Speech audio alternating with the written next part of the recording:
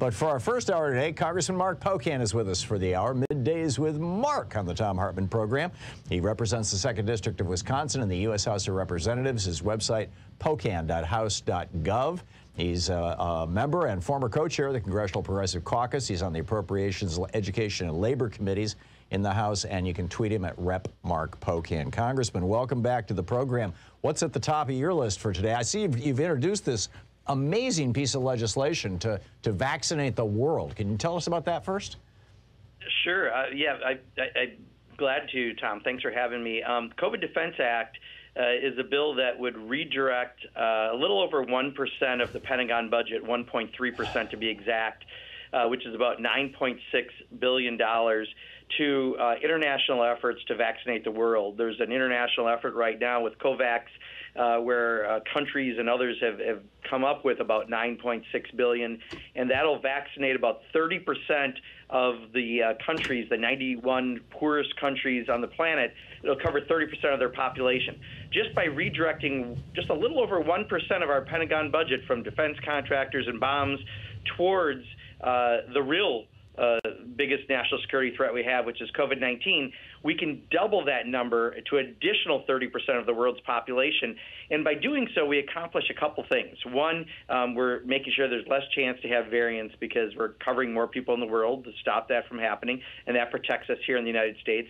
But also, it's the right kind of goodwill that we should be doing around the world. You look at Afghanistan, and I'm sure we're going to talk about that today. There are plenty of things I think that were done wrong over 20 years. The right thing to do is to do something like this, to help vaccinate the world and help make the world a healthier place. It benefits us, it benefits the world, it benefits our position in the world. So we just introduced that today, and we're hoping that we'll get a lot of sponsors. So if somebody wants to call their member of Congress at 224-3121 and let their member of the House or the Senate, for that matter, know that they want their vote or their co-sponsorship on this, what should they say? Support the COVID Defense Act. Sign on to the COVID Defense Act as a co-sponsor.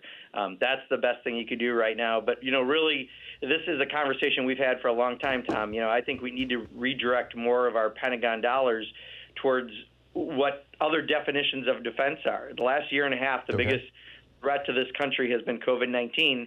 And yet all the money we spend is still on faulty F-35s and all this other stuff. Just by directing something as small as a little over 1% of that Pentagon budget, literally 30% of the world, the 91 poorest countries, are going to be vaccinated, which protects us far more from COVID-19 than anything any defense contractor can do. It just makes sense, and I think we need to start having this conversation about using defense dollars for things like climate change, because that's a risk to our country, towards health care, because clearly COVID-19 was a risk to our country. And I think if we do that, we can really do some pretty amazing things. Yeah, I absolutely agree.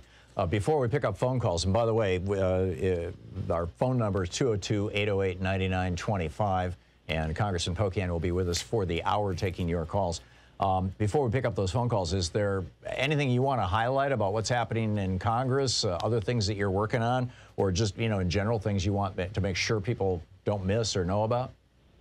Just the last thing I'd say is if people are going to be calling their member of Congress, they might want to throw in the fact that make sure you take up both of the very important bills together. They're twin bills. The $3.5 trillion bill and the infrastructure bill.